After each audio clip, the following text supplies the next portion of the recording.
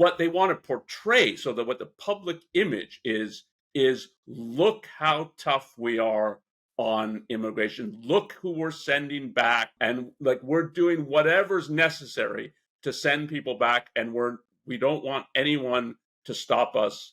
Like that's what they're projecting. So like, look how strong we are. Look how anti-immigrant we are.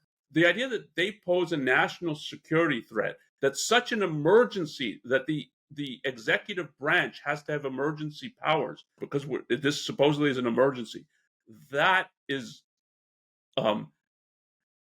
evil, and that the courts are questioning, really? Like you can have an emergency, declare this an emergency? What couldn't you declare an emergency? The law actually grants a lot of arbitrary power to the executive to carry out many of the measures that the Trump administration is carrying out right now. The government has been making a show out of its immigration enforcement. The government is proudly parading footage of deportations, air propaganda worldwide threatening immigrants, and it's gloating about sending people to prisons abroad. So, what does this mean for the US government to be doing this? What message is the government sending through their mass deportation agenda and their war on legal and illegal immigration? Welcome to the Ayn Rand Institute Podcast. I'm Agustina Vergara, and with me is Onkar Ghate. So, Onkar, I want to start by talking briefly about the differences between the first Trump administration and the second term. So, Trump always ran, starting in 2015 when he launched his campaign for his first term, he was campaigning heavily on, being anti-immigrant and stopping illegal immigration allegedly at that point. And part of the issue, that his main issue was, we're going to build a wall, which is what became the slogan for his first administration. And now we see, sort of like in the second term, it's way more than just build the wall. It's an attack on all immigration, it seems. So what do you have to say about this kind of like change between like the difference between the first term and the second term? What you said, I think, is important, that he's been running as an anti-immigrant politician. And you can put it as illegal immigration, but part of what it means to make America great or make America great again is, and what it echoes for the base, so his appeal to a significant set of voters is, we're going to have a country that's not so dominated by immigrants. How they, like, leave aside, is that true or not that we're today dominated by immigrants? But that's part of what, like, so what are you going back to? Like, the past was better than the present. Part of it is, we're just going to have fewer immigrants. And he ran on that for when he was elected in 2016. But it was always partly a joke. So it's going to build a wall, but how are you going to build a wall along the whole of the southern border with Mexico? And now it's like, we've got to keep out from Mexico, we've got to keep out from Canada. You're going to build a wall across both of these enormously long borders. And he promised that Mexico is going to pay for the wall that we build to keep Mexicans out. And it was always like, how are you going to do that? It was always a bit of a joke, that it was more, I'm throwing meat to my base, but nobody can really take this seriously, that's what's going to happen. And they made some half-hearted attempts to build the wall. But now, to gain re-election, it was, I think, if anything, even more that it's anti-immigrant now. And we're going to have mass deportation. So not, we're going to build a wall and keep new people from coming in. It's the people here we're going to get rid of, and with mass deportations. And so we're going to be much, much tougher than what we promised and what we did in the first administration. And so, you might be disappointed in what we did in the first administration, but vote for us again and we'll do something more significant. And so part of what is happening now, leave aside how many people are actually being deported. Is it more than under the first Trump administration or under the Obama administration? What they want to portray, so that what the public image is is look how tough we are on immigration. Look who we're sending back. And like we're doing whatever's necessary to send people back, and we don't want anyone to stop us. Like that's what they're projecting. So like look how strong we are. Look how anti-immigrant we are. Yes, and I think also part of the difference is in the first administration, it was, the message was, we are, going against, illegal immigration. We're going to stop border crossings, that sort of rhetoric. And of course, during that administration, there were a lot of attacks on legal immigration at that point that were not necessarily publicized. Like it became harder to immigrate legally to America. Whereas now it seems that attack on legal immigration as well is being displayed much more than it was during the first administration. So we are seeing more of them outwardly, coming out and saying, yes, we're also doing this to doing things to legal immigrants. So I think it's important to mention briefly that there's a lot that has been happening this last 100 days of the Trump administration in terms of immigration, and we're going to assume that our audience has some context and some general idea of what's going on. But I will mention briefly some of the things that have been happening. So we have, as we mentioned, this attack on illegal immigration, or what is perceived as illegal immigration, such as the attack on people who have pending asylum cases. We have seen all these footage of arrests by ICE, Immigration and Customs Enforcement.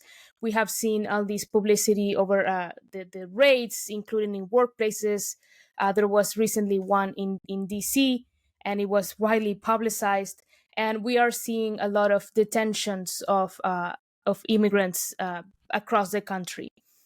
And so it's not that this is new, it's just that part of what's happening, and we'll discuss later other things and how this is being portrayed by the media, but part of what's happening is just not the media reporting on these things. It's the administration itself gloating about these things and publicizing them and framing them as these very positive things. And look, we're doing what the people elected us to do.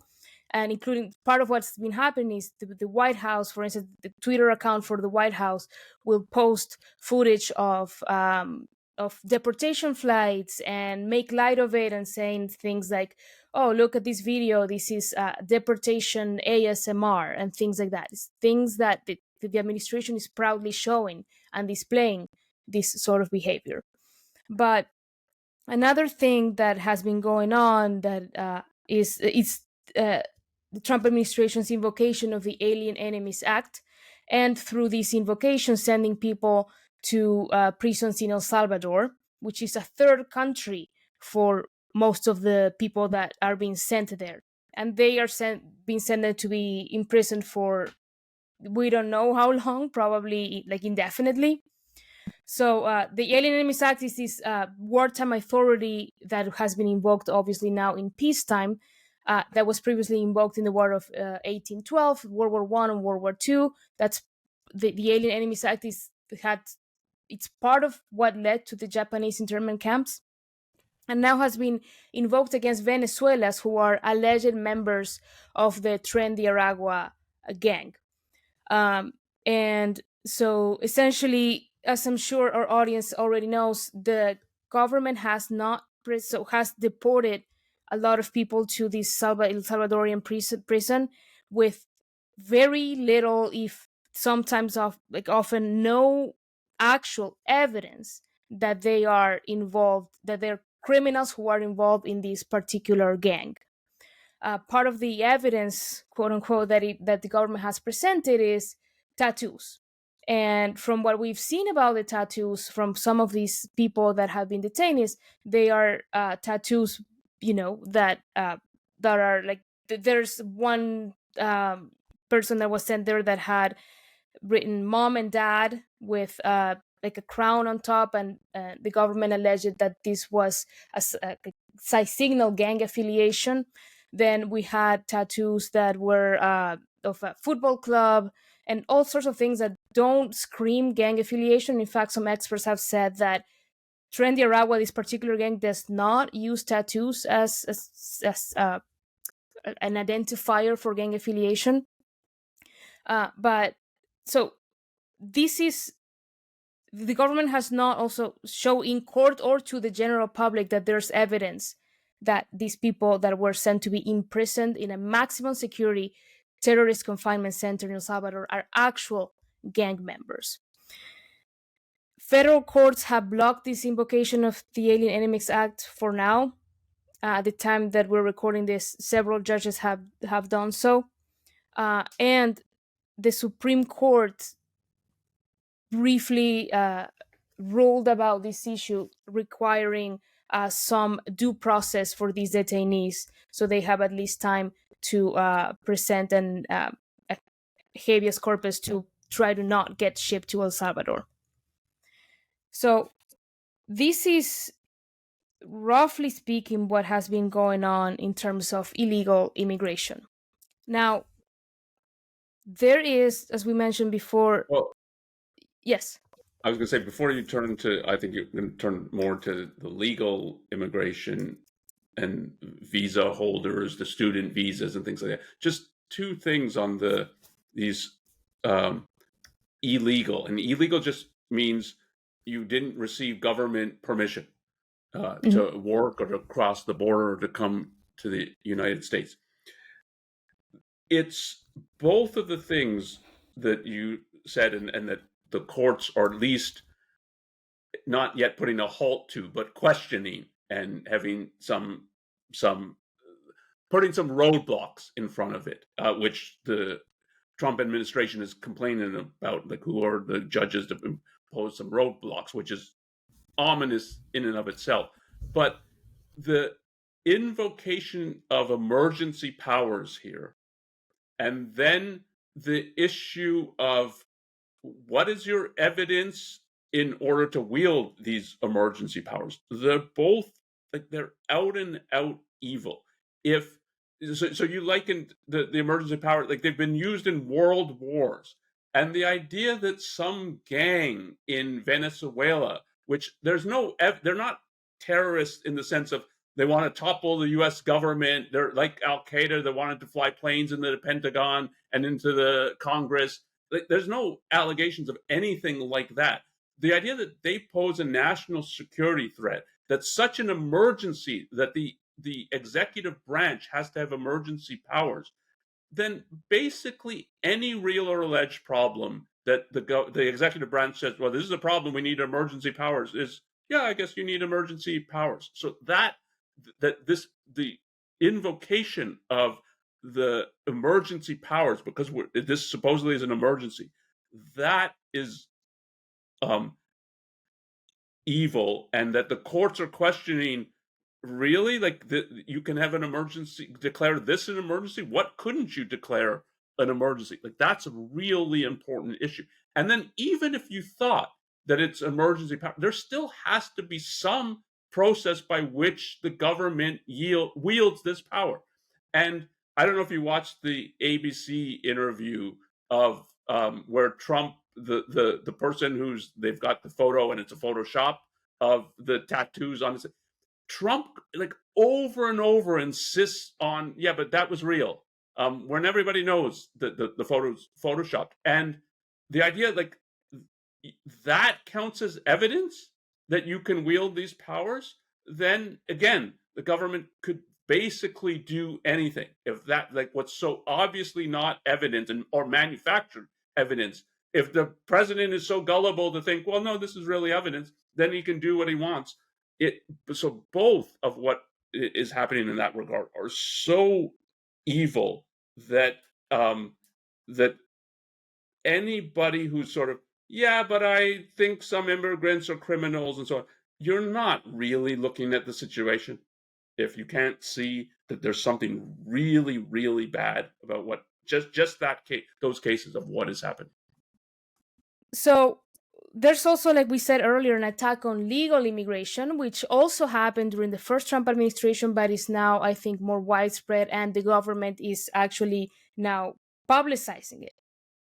There's a lot going on in this regard, but so part of what's happening is that legal immigrants or long-term temporary visa holders, such as students, are being their statuses are being revoked under the guise of foreign policy interest or targeting alleged criminals that are here in America legally. So, for instance, we have recently, the last month, the U.S. government started revoking the legal status of thousands of students, international students, who were here, and with mostly under F1 visa, so legal immigrants that have not the immigrants necessarily, but they have gone through vetting processes, they have applied, and they have been approved to be in America. And now a lot of these students had their status revoked based on minor offenses for the most of them, like a traffic violation and any sort of encounter with law enforcement or like a parking ticket, things like that, that should not actually trigger the revocation of their legal status. And now this is being litigated, and judges have blocked these revocations, and ICE has had to reinstate the legal status, but the litigation is ongoing. And then, particularly, there was a case that was separate from this wave of revocation of student visas, which that is definitely very, very much unprecedented.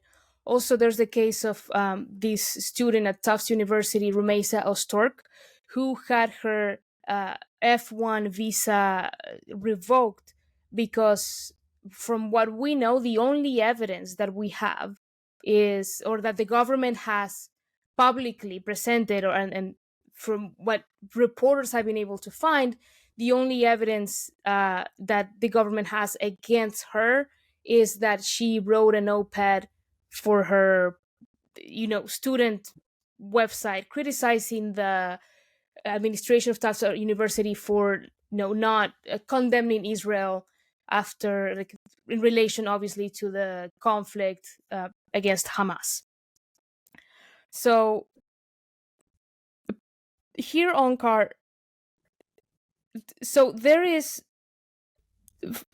I really think that the case of Rümeysa Öztürk, which, like, she's still detained. She has been detained, I think, for over a month now, and she was moved to a different jurisdiction to avoid certain judges that they wanted to avoid, and that this is part of what happens. They take these immigrants that get detained, they take them far away from their lawyers. They try to do some forum shopping. They take them away from their family, and they send them to remote places to be detained. But this, to me, seems like a really straightforward case from the evidence, from what the government itself has said and how it's been reported, that there's really no other evidence other than her pure speech.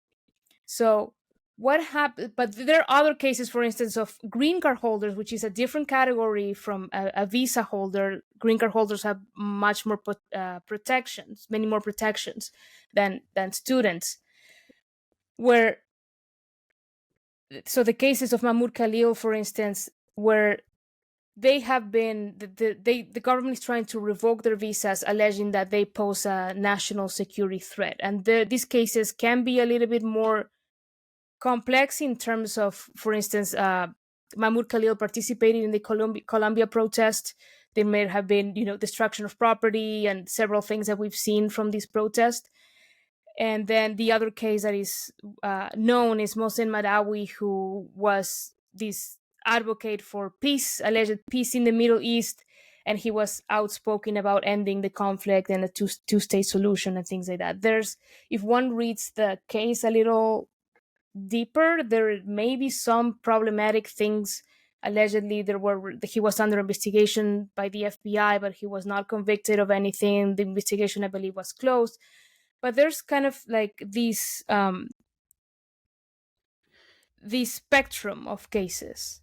In this kind of wielding of power, you're gonna usually select some plausible targets and then some implausible targets, which together reveal what actually is going on, but it always leaves a a kind of justification and a reply that seems plausible. So if you said, well, you're against what the government's doing here, so you're against people who are supporting terrorists or supporting Hamas, and so you think they should just be free to roam around the country and do whatever they want. And for some individual cases, there might, as you said, there might be some plausibility to think, no, this person is helping. Hamas is a terrorist organization designated by the U.S. and should be designated as such. I mean, it's not really a terrorist organization; it's a dictatorship, and people who want to and have wielded brutal dictatorial powers. So that the government should be against Hamas is true, and that if they really have evidence of some individuals who are just materially supporting Hamas, helping raise money that goes to Hamas, yeah, that is an issue. But that lumped together with this is someone like the student at Columbia who, and I think it's relevant, will in some ways shares the same views, but and looks the same. But so you said there's no evidence. There's not even allegations of anything that she's done other than, yeah, she wrote an op-ed. I've read the op-ed. I don't agree with it. I think it's very good, but it's there's thousands of op-eds published like that a day that I would have similar kinds of objections to, and that she's lumped in, and if you remember the arrest in itself should be frightening. I mean, what it reminded me most of is the attack on Charlie Hebdo. Now, the attack on Charlie Hebdo was worse, way worse, because they came with machine guns and killed. But this was masked people in the street, not identifying themselves. I forget how many agents it was, against one woman who's not armed, who's not doing anything, just walking down the street. And it's what they're projecting is like, this is some emergency. She's 1 minute from killing somebody or something, so that we have to intervene like that. And one of the bystanders said, like, sort of intervene. What are you doing? And they said something like, "Where are the police?" And the bystander rightly said, "You don't look like it." And they did. So that can go on at the same time, and you should not have the same view of these things. You might think for one or two of these cases, there's some plausibility that, yeah, maybe this person shouldn't have a visa. Maybe they are supporting Hamas and so on. But that if you look at the whole scope of what they're doing, you can't have that view, I think. And so it's deliberately, like, whenever you deprive people of freedom, you typically take some plausible cases that people think that, yeah, like maybe these people are doing something wrong. And then you take cases that there is no such plausibility. And on the issue of citizenship and so on, the First Amendment is restricting the power of government. It does not say, oh, if you're dealing with a citizen, it's government should pass no law restricting the freedom of speech. And that it doesn't say like no law that addresses citizens, but you do whatever you want with non-citizens. The government doesn't have the power to police ideas. That's what the First Amendment is about. And that applies equally to citizens, non-citizens, because it's directed at the government. You can't pass a law that's targeting people based on what they say. And it doesn't matter if they're citizens, non-citizens. If they're on U.S. territory, then and they're not like enemy soldier, you can't pass a law that's trying to silence them in some kind of way. And that's what's happening. I think it's important what you said, what you highlighted, Onkar, about the arrest of Rümeysa Öztürk, which is absolutely chilling. It seems like a movie, or it seems like a kidnapping more than an arrest, because that's the part of, this has always been the case. Now it's something that the government is sort of parading around and like proud of, which is Immigration and Customs Enforcement being masked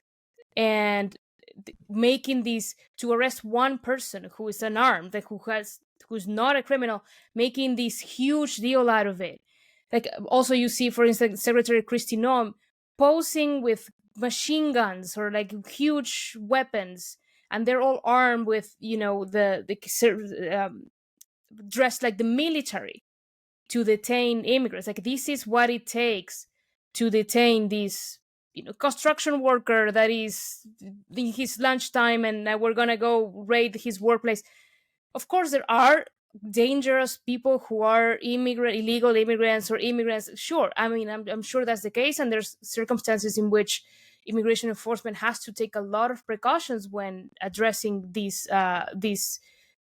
alleged criminals, right? But this is like the norm, is to be to arresting every single immigrant is an emergency, as if these immigrants were this massive threat to America, right? These essentially way more than criminals, even terrorists. I don't think the police, when they're arresting an actual criminal, have such tactics as immigration and customs enforcement is displaying. Yeah, so it's trying to reinforce that these people are so dangerous that we have to get rid of them by any means necessary.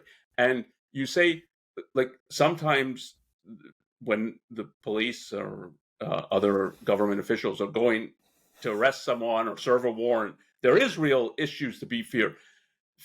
For them to be fearful, they don't film it like it's a big photo op, precisely because they know this is a dangerous situation that we might get shot at and killed. It's not something to make light of or to treat like, yeah, we're just going to wander around and hope someone takes our photo, because they actually are in fear, or if not in fear, they know, like, we're entering a dangerous situation and we have to act accordingly. And act accordingly is not to do what Kristi Noem is doing. So you know that there's no actual threat there. It's all a photo op. It's all for the image of it, not for what the actual reality is. These people aren't a threat, which is why she can go there. And so if there really were, she wouldn't be there. But like I said, this is a lot of these things. So the Alien Enemies Act invocation and the shipping of people to El Salvador to be imprisoned, those things are unprecedented. But many of the things that the Trump administration is doing are actually not new. So there is precedent for it, or the current immigration system. So the law that already exists is actually what allows the government to do this. Is the authority does grant the law does grant authority to do many of these things. The law actually grants a lot of arbitrary power to the executive to carry out many of the measures that the Trump administration is carrying out right now. So the fact that we're seeing more reports from the media about, indefinite detention of immigrants, where they don't know when they're going to get out of detention, and they're being held and they're being transported to other parts of the country. The conditions of detention that are very, very poor, and the manner in which deportations happen, and the number of deportations, and how inhumane they are, like we were just talking about the case of Rümeysa Öztürk being approached in the way that she was approached on the street. It all seems new. It seems like uniquely bad to Trump. But the truth is that this has been happening for a really long time, including under Democratic presidents. Obama is infamous for, immigration advocates call him deporter in chief, because of the number of immigrants that he deported during his administration. And not just the number, but the way in which he deported people. He also deported parents of US citizens, leaving families broken effectively. He also had horrible conditions for detention, where there was all sorts of abuse of people being detained, and who were detained for, essentially indefinitely, until they got hearings in court. There is a PBS documentary about the Willacy Detention Center in Texas under the Obama administration, which talks about the absolutely brutal and inhumane conditions in which people were detained under the Obama administration. So this has been happening for a long time. It's getting more publicity now because Trump is doing it, but this has been the case, including by the fact that the way in which deportations are being carried out and things like expedited removal and indefinite detention, this was enabled by immigration reform under Bill Clinton in 1996. So this is really not new. What I think is different, Onkar, is, which is very important, is, again, Obama wasn't proud necessarily, or not publicly at least, of being the deported in chief. He wanted to, including, like, he wanted to avoid publicity of the fact that he was deporting so many people. He, when asked about it, he would change the subject. He wouldn't talk to journalists that he knew were advocating for the rights of immigrants and were going to ask him questions about it. Now it seems that this is reversed, that the Trump administration is proudly presenting to the public that they are doing these things and they're detaining immigrants and deporting them and being this brutal to them. Yeah, it's a significant change, and this is the idea that Democrats are good on immigration and it's the Republicans are the problem. It's the whole political world has become very anti-immigrant in the if you have a proper conception of what immigration is, and that a country like America should be welcoming people who want to come and work in America. It's not like Democrats are pro-work and immigrants, we want them to come and work, and the Republicans aren't. But yeah, it's now a source for the Republican Party, and particularly for Trump as its head. It's a source of power for them. So they want to parade this around. They want to showcase this because it plays well, particularly plays well to their base. There's indications that it's not playing that well for the country at large, including some subset of people who voted for Trump, but for the base, or at least for some sizable portion of the base, it plays well, which is why they want to make a showcase of it. But so you said, and it's also, there's much more media coverage of it. Anybody in the media who is thoughtful and a little self-critical so the solution is not don't report on this because you didn't really cover it under Obama or cover it to the extent that it deserved to be covered. Rather, what they should do is cover this now and think deeply about why they didn't cover it when it was people they liked more doing it. Like, isn't it the same kind of inhumanity? Does it really matter that you really don't like Trump, but you really liked Obama? So it deserves to be covered when Trump's doing it, but not when Obama's doing it. And so they talk about bias in the media because there is bias. It's not always super self-conscious, but this kind of thing for any genuine reporter should be like, is it true that we were light and easy on Obama in this regard? So the solution is not, well, we were easy on Obama, let's be easy on Trump. But if they don't think about why this was that they didn't report on it, they're not really doing their job as reporters. Another aspect that this is more unprecedented, but it's actually legal, and like the law allows the Secretary of State to do this, is these attempts to revoke green cards, which is not, so revoking a green card is a big deal, so to speak. It's not easy. It's not a matter of just like revoking a visa, which there's a lot of discretion over like when that happens. There's obviously some rules, but revoking a green card is a more involved process. But there is for the green cards that we know that have been revoked of these known cases like Madawi and Khalil, they are revoked under this is not illegal to do, and it's not like, I mean, at least not on in the face of it. There's a law that allows the Secretary of State to revoke a green card because of national security concerns. So the law says an alien whose presence or activities in the United States the Secretary of State has reasonable ground to believe would have potentially serious adverse foreign policy consequence for the United States is deportable.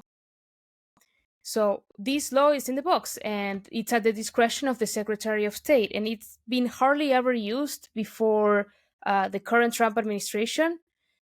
But it's a law in the books, and the Trump administration, much like with other laws and not just in the immigration realm, is taking it to its full extent. It's exploiting it to the maximum extent possible to pursue the agenda. So this is it's technically speaking, the Trump administration is in many cases acting within the confines of the law. Now, of course, in these cases of revoked green cards and revoked student visas, we will see what the courts rule if this is actually a legal application of the law. But we will see that it's not something that is completely out of the blue. They just made it up. It's something that it's in the books, and this is part of the arbitrary power that the current legislation gives the executive to do all these sorts of things. In this case, I think there is a lot of arbitrary power here, and there's a trumpeting of that we've got arbitrary power that we need to talk about. In this case, why would the courts push back on this? So you said that what the administration claims is that we have the legal authority to do this. We've been granted the legal power.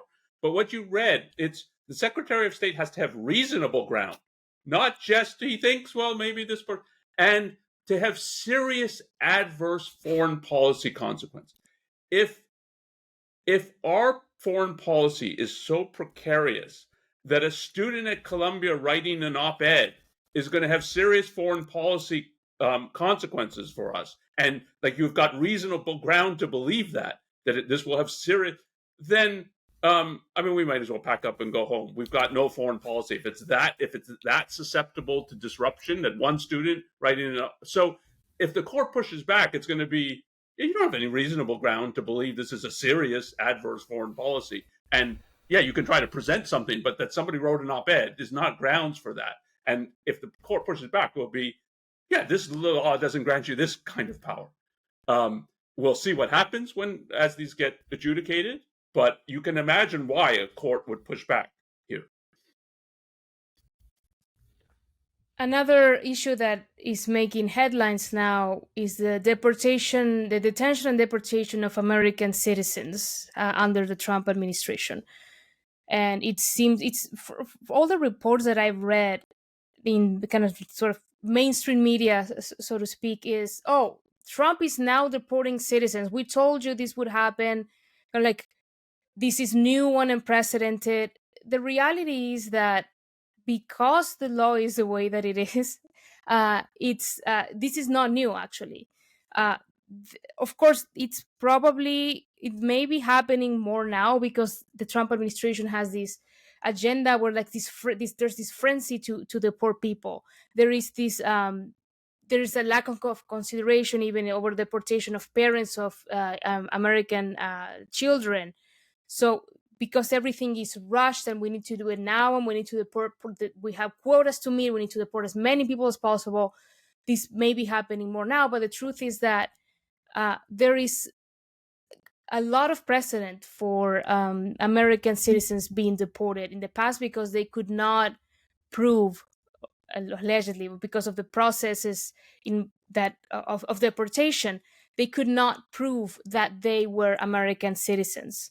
So there is a report from the Government Accountability Office that found that ICE and CBP, I quote, took enforcement actions against some U.S. citizens. For example, available ICE data indicate that ICE arrested 674, detained 121, and removed 70 potential U.S. citizens from fiscal year 2015 through the second quarter of fiscal year 2022. So cutoff is March 2022.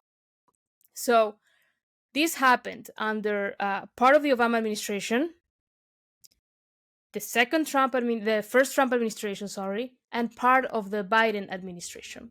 So this has happened before. This is not something that is new, and it has happened even before that, but this is the most recent report. So this is part of, but now it seems that it's this new thing that Trump is now deporting citizens. This has happened previously, and so it's not unprecedented, but little did we hear before that this actually was the case of American citizens getting detained and deported. But now we rightly see in the media these cases publicized of this, for instance, Chicago man who was arrested overnight over the because they thought that he looked like he wasn't a citizen, so he was detained, and then someone thought, oh, why don't I look into his wallet? And he has his social security card, and he's like, oh, this may be a citizen, and they let him go.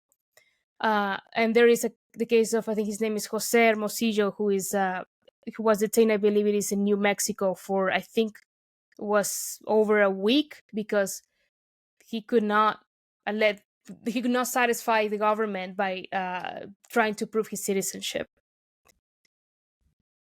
What do you think of this, Onkar? Yeah, it's more examples of that.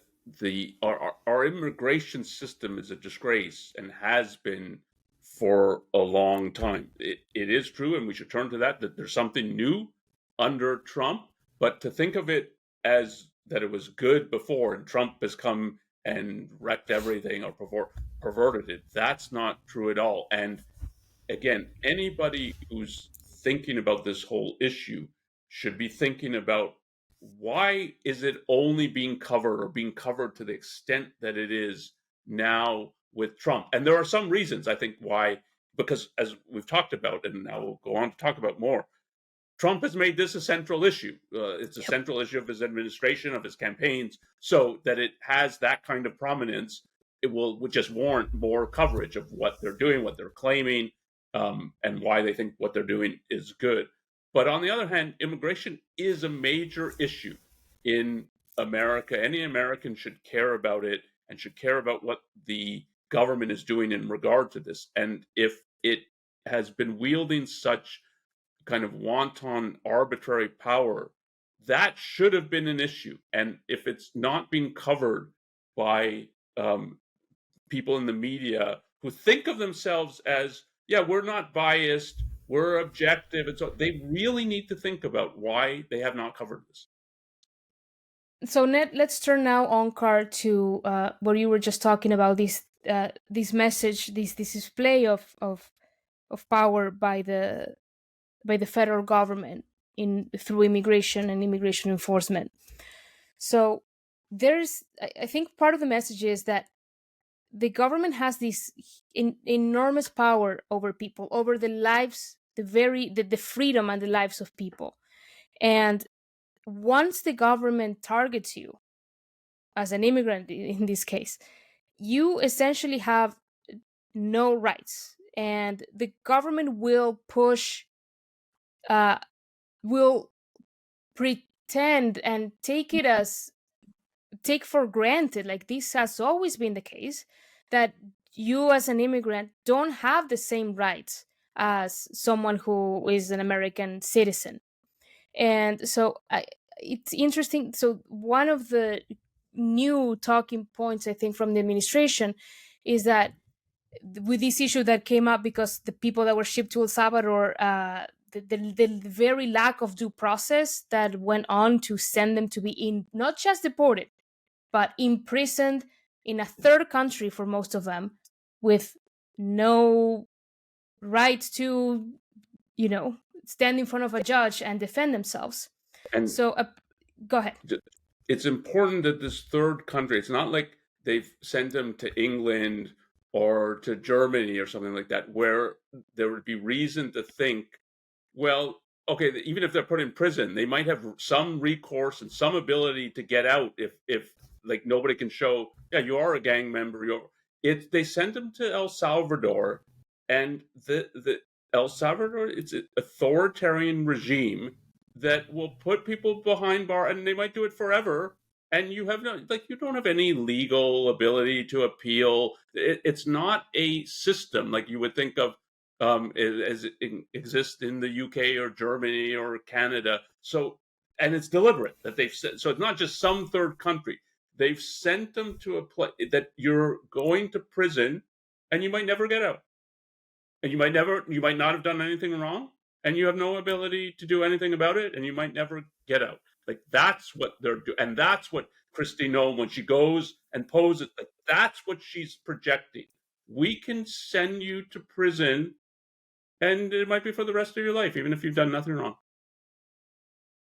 Yes, and what's interesting also about these things that Kristi Noem has done, including the fact that she's recorded commercials and threatening people, we will send you to El Salvador.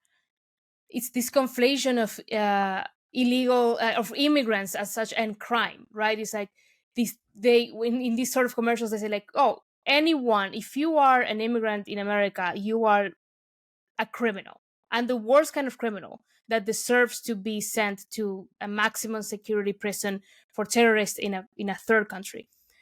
So there's this kind of like latest talking point from the administration, which is, illegal immigrants can't have due process rights because there's just too many of them. Because Biden, what they say usually is Biden let in too many of them, and it's going to be too much work to allow each and every one of them their day in court. When asked by a CBS journalist just the other day if immigrants have due process rights, President Trump said he doesn't know. He said, I don't know, you would have to talk to my lawyer. And Stephen Miller, who is the architect of the Trump administration's immigration agenda, tweeted the other day, and I quote, "The right of due process is to protect citizens from their government, not to protect foreign trespassers from removal. Due process guarantees the right of a criminal defendant facing prosecution, not an illegal alien facing deportation." So I have a lot of problems with what Miller tweeted. Part of it is, how do you know that they are trespassers, as he called them, if you don't have due process? How do you know they're not here legally? How do you know that they are not American citizens if there is no due process rights and you just deport them? Yes, so both Miller and Noem here, I think, Kristi Noem, are, it's such a depth of evil that it's hard to fathom. So Miller's tweet is BS. The due process exists because if you understand the American system of government, which he does not understand and is not interested in understanding, but if you understand the American system of government, it's the government's use of force has to be carefully constrained. It can only use force on the basis of law. It's not, well, if you're using force against citizens, then we've got some procedures to follow. But if you're going to use force against non-citizens, then do whatever you want. That's not the conception of the American government. Any use of force against citizens, non-citizens, including declarations of war and so on, has to be carefully constrained so that it's done rationally, not irrationally.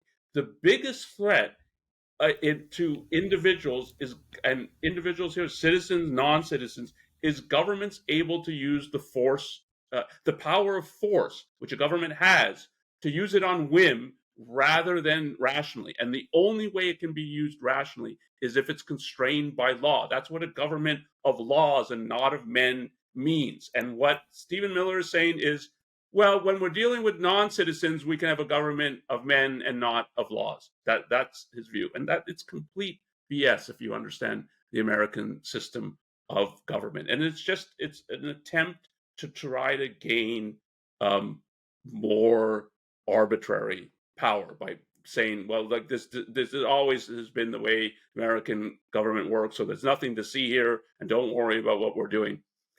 And if you ask, what is the goal here? I think the basic goal, and which is starting now to come in the open, is they want people to so-called self-deport. That so what they promised is, so the first administration was, we're going to build a wall, new people aren't going to come in. It's more plausible you might be able to do something like that. What they promised for the second is, we're going to get rid of millions of people who are here. And the reality is, unless you're going to have like a nakedly open authoritarian street with like really soldiers in the streets rounding people up and in the hundreds of thousands of millions and sending them out of the country somehow, like unless you have a military operation, it's not going to happen unless people just decide to leave. And why would they decide to leave? Because their image of America as we have dreams of freedom, it's turning into a nightmare. And the nightmare will be that we're subject to arbitrary power on the part of the government, that we have no idea what's going to happen, what recourse we have, and it becomes just so stressful, so much anxiety. And then they see some people they know and so on who are actually rounded up, but then you see stories of it and so on, that it's, yeah, maybe this isn't worth it and maybe we'll leave. That's that they could show, look, like we got rid of a whole bunch of people. That's the way, if it does happen, that's the way it will happen, I think. And so there's the basic thing is to invoke fear, and particularly it's the fear of arbitrary power, and you have no recourse if you're subject. So you brought up that they're shopping around for judges in jurisdictions where they think they'll be more friendly. I think that's an element of it. Much more the element is, we arrest people in the Northeast, we send them south to Louisiana, a place like I'm sure some of them have never been. It's a little bit alien, and then it's not even New Orleans. They send them upstate in Louisiana, so that it's hard for lawyers to get to, like, even if they have some legal representation. Well, I've read some of the stories of the lawyers. It's like, it really disrupts their practice if they're going to go try to see this client, because of just the amount of time and money that's required to do this. And that's to project, yeah, you've arrested this, and you might say, like, nominally, yeah, you've got a lawyer and so on, but your lawyer can't reach you and so on. And that, I mean, if you project you're in this situation, I mean, it has to be enormous anxiety and fear. And even if like that person gets out, that they might then say, yeah, this isn't worth it. I don't want this to happen again or something. I'm going to leave. That's, so I really do think the goal is fear, and it's fear not of you did something wrong, so yeah, the law will descend again. It's precisely, no, you haven't done anything, but we have arbitrary power, so we can get rid of you if we want. And so why don't you leave? That's Yes, and it's not just, oh, I haven't done anything wrong. It's if I make a tiny mistake, like in the case of the student who saw their legal status revoked, if I park wrong and I get a parking ticket, will that get me deported? Will that get me detained, and I can probably not come back to the United States or face a ban for many years?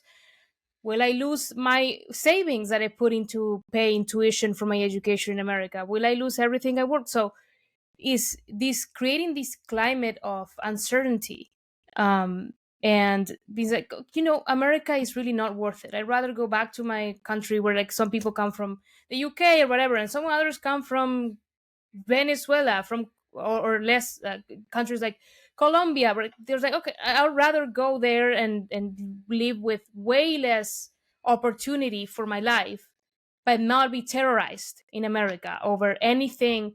If I do something wrong unintentionally, like park wrong, I may get kicked out. Or even if I don't do anything, who knows? Because there's like anything goes, because the government has all this power to, like, over people's lives. And one thing you were talking about, Onkar, how this is kind of like paving the way for authoritarianism. And one of the things that concern me is when judges are, like when judges issue restraining orders, or like the Supreme Court says, like, look, you need to give people due process. The administration has been attacking these judges and saying, that essentially they are standing in the way of the government implementing the will of the people. Because Trump, part of what he says is that he was elected to get all these people out, and now the courts are saying not so fast. So what do you make, Onkar, of these attacks on the judiciary from the Trump administration for these judges that are trying to put a stop to this, to the way in which the government is trying to implement the immigration agenda? It's again, they have no conception, or someone like Trump has no conception of the American system of government. He just thinks, yeah, like I've been elected president, so now my will and whim should rule. And like, what is this that judges have some kind of say? There's people around the administration who know better than that and are just ignoring and evading their knowledge. I actually think there's an element of Trump. He doesn't know anything about the American system of government. If you saw recently what he said about the Declaration of Independence, that it was a show of unity and love or something like that. I mean, it's clear he's never read the Declaration, doesn't know what it's about. So his is just, it's sort of like, it's probably a bit of how he ran his companies. And yeah, I did whatever I wanted. And now I'm president. Why can't I do whatever I want? But as I say, the people in the administration know that, well, there's different branches of government. There's a reason there's separation of powers. It's for sure that judges have to have the power to say what actually is the law. And if the executive branch is executing on the law or trying to seize power, and for Congress, for the judiciary to say, you've passed a law that's unconstitutional and you can't do that. You don't have the American system of government if you're going to say, well, no, the courts don't have this power, or they don't have this power when we like what the government's doing or when what the majority is doing. And the whole thing of the American system is it's not majority rule. It's rule by law and by the Constitution. And the Constitution constrains the government. It constrains individuals. No individual can violate the rights of other people. And no group, including the majority, can do so. And like, if you don't know that about the American system of government, you have no business running for office. Now, there's a lot of people who don't know this, and it's not as though, like, as we've said, you can't think of this as unprecedented. Many things here are not unprecedented. And an administration attacking the judiciary is not unprecedented. It's still evil when they do it. But if you say, like the Citizen United case and the way the Democrats, including the president, reacted to that like, this is some abomination by the Supreme Court, this decision. So that was attacking the judiciary too. And it was really bad, but it doesn't excuse what Trump is doing. But you have to see, like, both are evil. It's not unprecedented. It's part of the decay of the system that you can have both parties who will, so when they don't like the ruling of a judge, to say there's something wrong, like, who are judges to do this? And what's noticeable too is there's not pushback. Just as for Citizen United, there were some caricatures of this is a stupid decision, a corporation's not a person, so what? How could a corporation have free speech rights? As though they never heard of, like, an association, and association has free speech rights of the individuals who are in the association. So there was some caricature of the Supreme Court decision as it's, like, obviously wrong, like legally wrong, but most of it was not. They're not challenging the legal reasoning. They just, we don't like the result. So how can judges tell the executive branch what to do? And the Trump administration's doing it for a different issue. They did it in regard to corporate funding of political candidates. So the Trump administration is doing it in regard to immigration. But it's evil when it's done. And it, again, as I said, it's part of thinking our system's decaying. This is instead of defending that, yeah, this is the power of the judiciary, and an executive doesn't always like the decisions, That's different than thinking the decisions are wrong, even that you don't like, that is that they're getting the Constitution wrong. And that doesn't happen now. It's just, we don't like the result, so who are you to make this judgment? That's like, if the more that's taken seriously, the more it's the beginning of the end of our system. And the administration, when they say, when they call the judges radical leftists, lunatics who are standing essentially in the way of the government implementing the will of the people, essentially what they're saying is it's an attack on the American system of government. It's not an attack on the judge that they say that they're in favor of illegal immigrants or whatever. It's condemning the American system of government. So I wish, I'm not sure that everyone takes it that way, which is how it should be taken. But I think if more people understood that, the outrage over this would be much, much bigger. So thinking about this as that it's paving the way for authoritarianism, it is authoritarianism. And the more you get of this will be, then you have a whole government that is essentially authoritarian.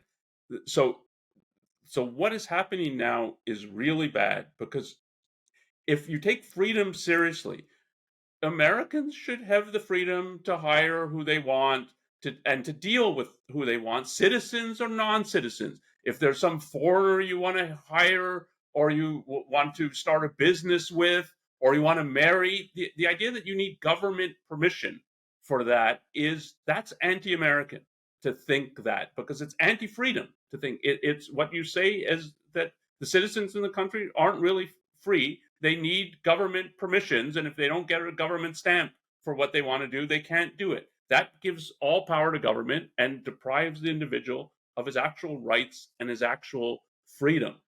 And it certainly deprives, as we've been talking about a lot, of the rights and freedom of immigrants and of non-citizens, but it also deprives citizens, and it's targeting anybody who finds it beneficial to deal with foreigners and wants immigrants, but more broadly, and the tariffs sort of that too, that it's you're penalizing people who want to deal with foreigners, which means this is an attack directed in part at American citizens, and it's depriving thousands and hundreds of thousands and millions of people of their actual freedom and rights of citizens. So this is authoritarian, but the pattern of it is, you could do this on any issue. That if you can declare that immigration is an emergency and a crisis for which the government needs emergency powers,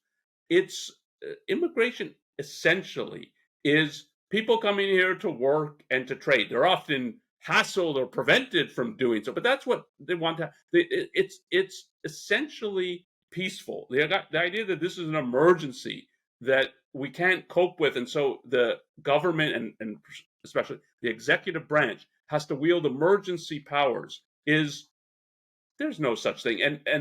And that the courts are suspicious, or at least some of the courts are suspicious of, yeah, okay, there is this law, but does this really qualify as an emergency? Like wartime, we can see, but now in peacetime, and when people who are coming here who just want to partake in the American dream and want to work, that's an emergency.